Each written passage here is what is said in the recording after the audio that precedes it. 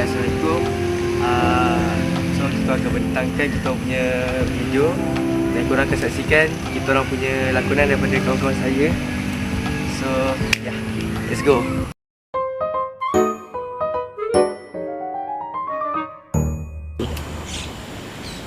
Wih, kita dah best PM tu.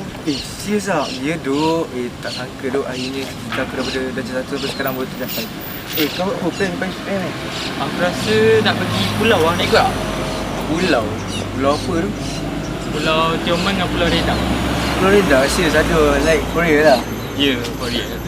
Tapi kan, pulau aku rasa mesti banyak tu, mesti banyak mahal gila. Alah, kita tak kira tak tahu. Nanti kau kira dengan Hanif nak nanti. Kira kan boleh nanti aku bincang ada. Okay. Bestnya dah habis PM. Gila lah, finally. After bertahun-tahun, aku dah liberal. Best lah. Sekejap, itu macam kenal lah baju kuning kau. Hanif Itu Hanif ke? Oi Hanif, betul lah Hanif. Dah, aku tak jumpa kau. Oi, lepas SPM tu. Dah. Sup Ha? Oi Hanif. Sup. Sejuk hari ni.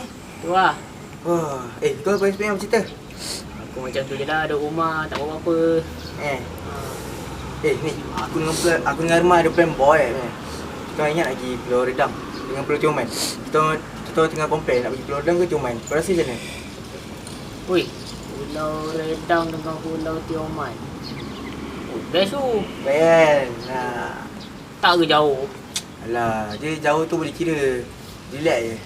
Nanti aku dengan Arman akan settlekan macam mana. Kita orang package semua. Bagi kena kita punya bajet lah. Mahal ke? Dia nanti kita kira. So bila kira tu kita boleh tengok mana yang kena dengan bajet kita pergi. So kita akan pilih sama mana kita nak pergi Pulau Redang atau Pulau Tioman.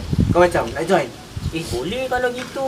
Boleh So nanti akan ada aku, Arman, kau dengan Jasper. Jasper pun nak join. Jadi kita 4 orang lah. 4 orang. Okey.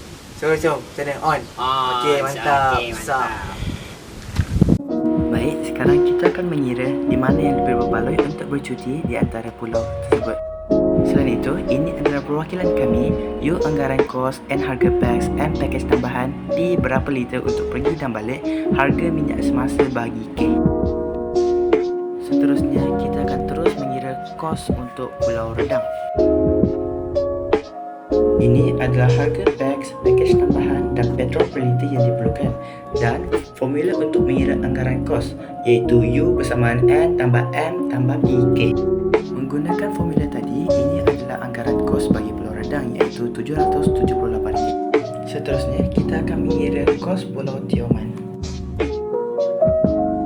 Menggunakan kaedah yang sama seperti tadi, ini adalah harga bags tambah package tambahan tambah petrol per liter yang diperlukan, juga formula yang sama seperti tadi.